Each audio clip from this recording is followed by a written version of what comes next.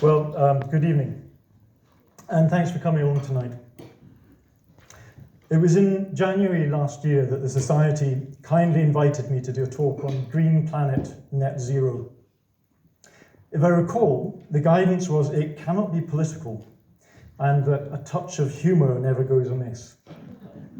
So I'm really hoping that I can tick both of those boxes and that despite the sobering subject matter, you will enjoy my talk.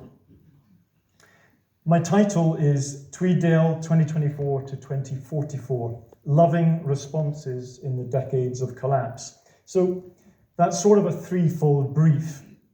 I'm going to tackle it in reverse order. Firstly, I'll spend some time explaining what I mean by collapse and why I believe, or at least very much fear, that it is already rapidly unfolding. Secondly, I'll discuss why I'm referring to loving responses rather than, for example, an action plan to avert collapse. I hope to invite you to reflect personally on what those responses might look like. And in this, and indeed throughout the talk, I'll be drawing on the work of Professor Jem Bendell, author of an influential, albeit controversial, paper, Deep Adaptation, a Map for Navigating Climate Tragedy, and of the 2023 book, Breaking Together, a Freedom-Loving Response to Collapse. Thirdly, I'll tell you some imagined tales of Tweeddale in the coming 20 years. Of course, predicting the future is notoriously hard, and half of a 1-hour talk would never cover it, but please humour me and perhaps treat my tales as a trigger to create some of your own.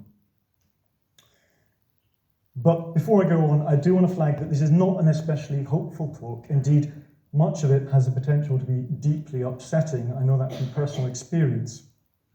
I'm going to assume that you read the blurb before deciding to attend, and so I won't be watering down the message or treating you with kid gloves. But I do want to acknowledge that if you accept the truth or possibility of what I'm presenting here, you may face a struggle coming to terms with it. And I urge you to consider who and where are your sources of support and to look out for each other. My content tonight is influenced by many sources. For example, if you're familiar with any of these books, you may recognize that I've incorporated some of their themes and motifs. Also, wisely or otherwise, I've experimented with the artificial intelligence program ChatGPT in order to generate images for the final section. And I acknowledge that the results are somewhat odd. And also that the ethics of AI image generation are contentious in many ways. So, perhaps I chose to quote the United Nations Secretary General Antonio Guterres in order to reassure you and me that I am not some kind of paranoid conspiracy theorist or doomer. And in this first section on collapse, I will reference the deep concerns of many mainstream establishment sources, as well as including voices such as Professor Bendell, who dispute the prevalent narrative that we still have time. Let's start with those mainstream voices. Now, this section is a bit busy in terms of graphics and graphs, and I'm going to try and crack through it in about 10 minutes, and don't feel you have to look at it all. So, in particular, let's start with money. After all, it's the root of all evil. Kate Raworth is an Oxford University economist. Her 2018 book challenges the approach to economics that underpins our current system. I'll quote Wikipedia. Raworth argues for a radical reconsideration of the foundations of economic science and is particularly critical of the outdated principle of unfettered growth, in that it is destructive of planetary resources while ill-serving human needs, including quality of life. In her own words, humanity's 21st century challenge is to meet the needs of all within the means of the planet. In other words, to ensure that no one falls short on life's essentials, whilst ensuring that collectively we do not overshoot our pressure on Earth's life-supporting systems. There's a problem though. For example, a University of Leeds paper applied this donut model to 150 countries and found that not one satisfies its citizens' basic needs while maintaining a globally sustainable level of resource use. So even by adopting an equitable economic model, it's not obvious how to navigate to a better place. Now, let's consider the latest report from the Global Authority on Climate Change, the UN's International Panel on Climate Change, the IPCC. Take note that because it's a UN body and requires sign-off from every country, the IPCC is actually quite conservative in its pronouncements. So expect them to underplay rather than to exaggerate our situation. And yet, they report here widespread and substantial impacts on agriculture, fisheries, disease, heat, malnutrition, wildfire, inland and coastal flooding, damage to infrastructure, and all this driven by increases in hot extremes, ocean acidification, glacier retreat, sea level rise, heavy rains, flooding, fire weather, and drought. They make predictions based on 5 potential pathways for future greenhouse gas emissions concentrations according to how hard we try. Basically, forget the bottom 2. There's no way we're hitting those. So look, zooming in. So look, by 2040, if you look at the scale, the colour scale at the bottom, by 2040, we'll be hitting 2.5 degrees of warming. It doesn't sound much, but understand that's an average.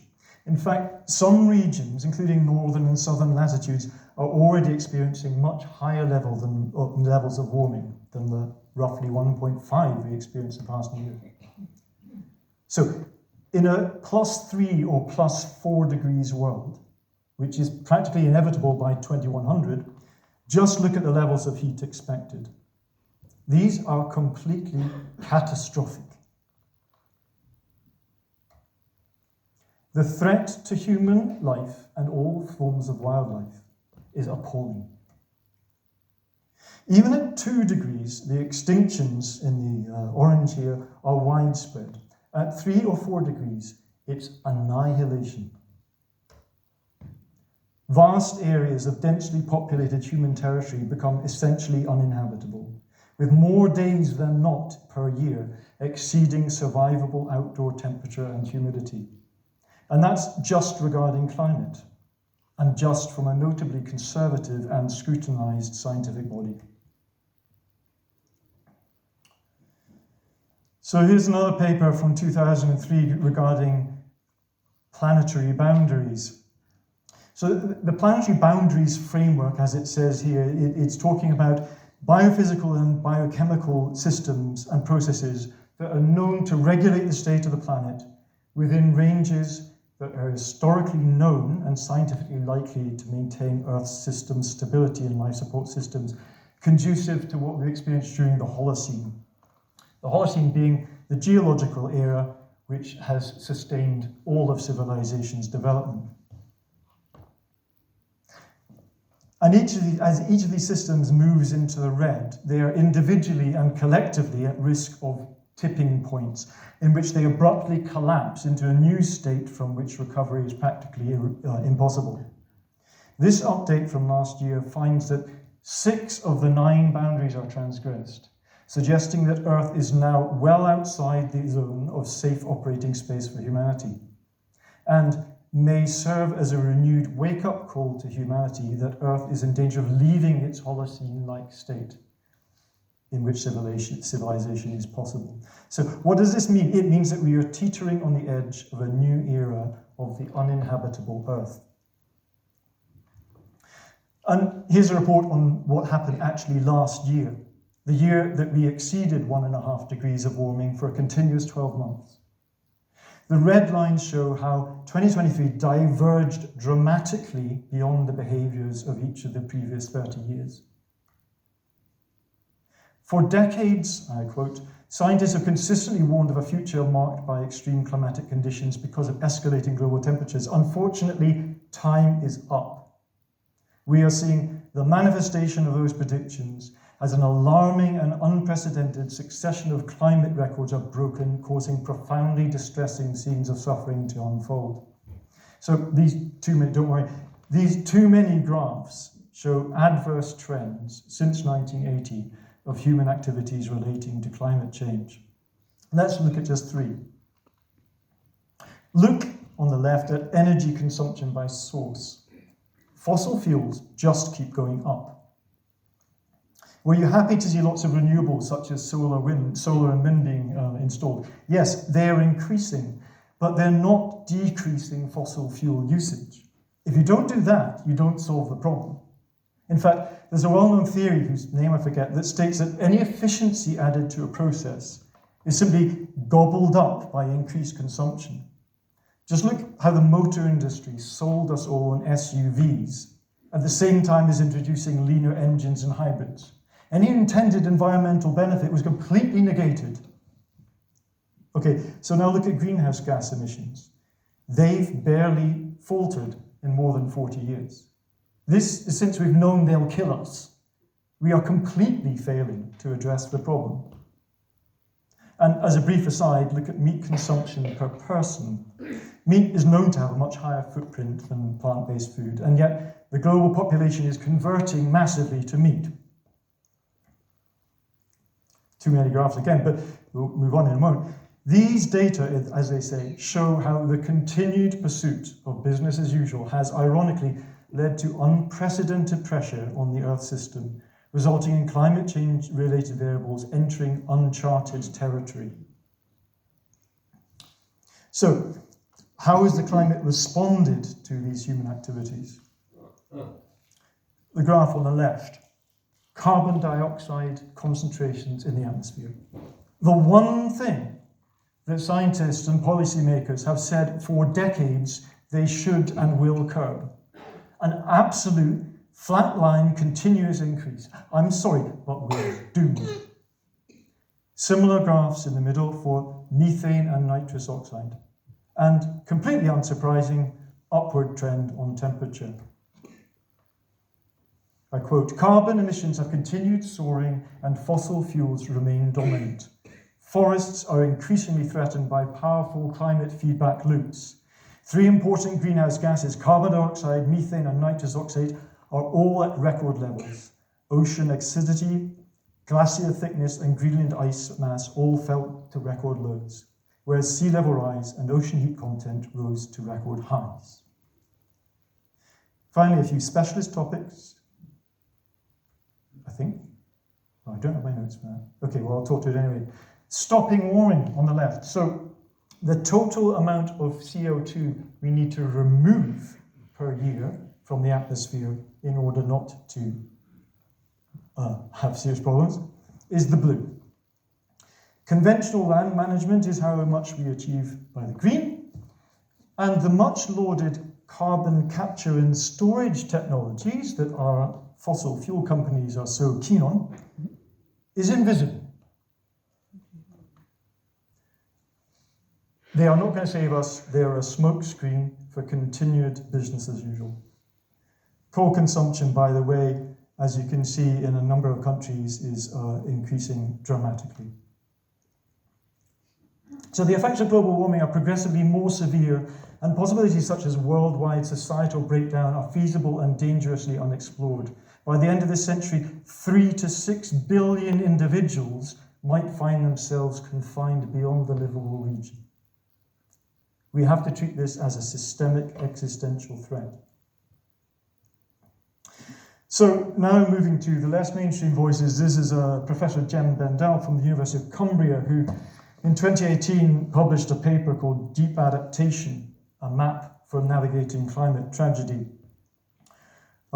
He took a sabbatical from his 20-year career in sustainable development and essentially concluded that he had been in the pocket of corporate misinformation for his whole career, and that it was all a massive delusional sticking plaster. And he published this paper basically saying, well, then what can we do?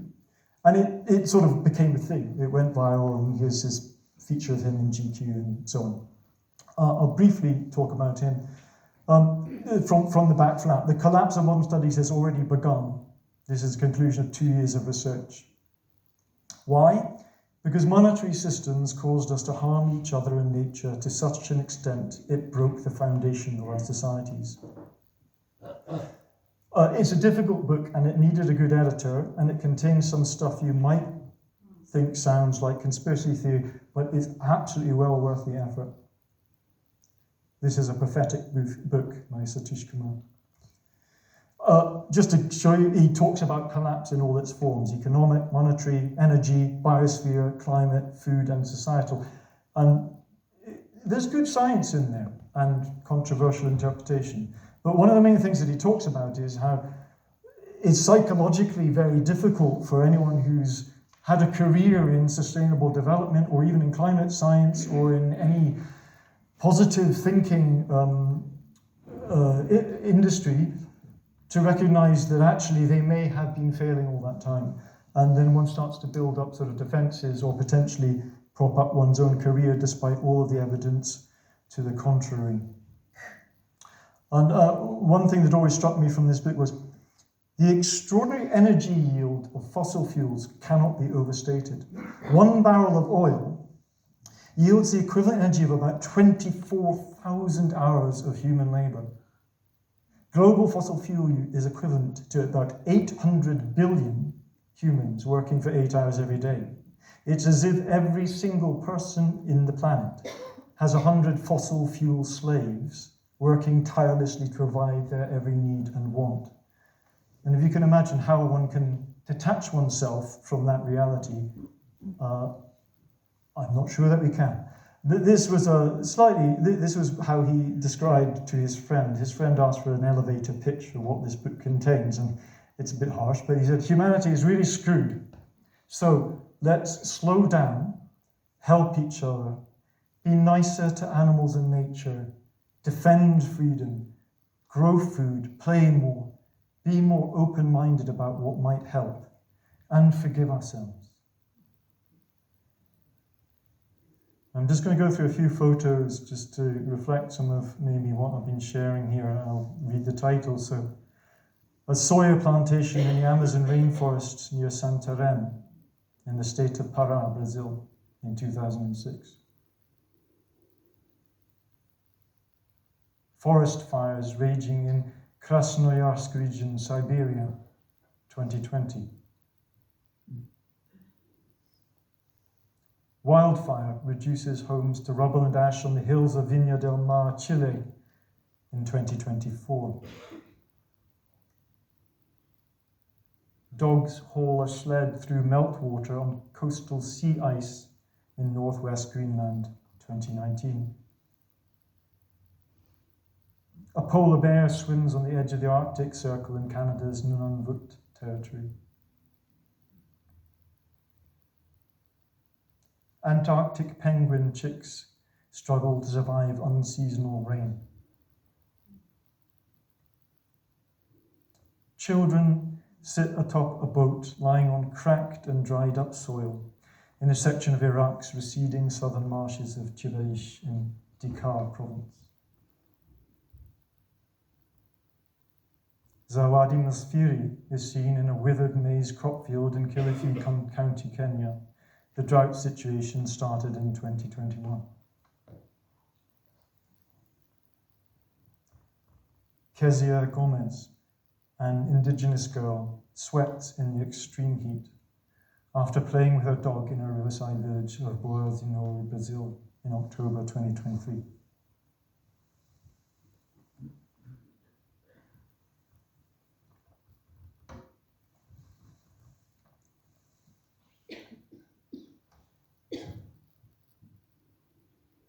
So moving on to the second section. So I'd like to spend a bit of time, it's maximum 15 minutes, using Jem Bendel's proposed model for how to respond to this. Now, he was very keen to propose something that was not wedded to the notions of sustainable development. Sustainable development has built into it an assumption that the current model that is based on economic growth, unsustainable economic growth, as Kate Raworth has pointed out, you can't have a graph that keeps going on up without reaching a limit. So he was very keen to express this in language that did not imply progress. So you'll notice that each of these questions is neutral with regard to progress. It just talks about how might one respond. So what I invite you to do is it's literally only 45 seconds. I'll give 45 seconds of each of these questions, and I ask you to reflect to yourself on what answers come to your mind in relation to this question.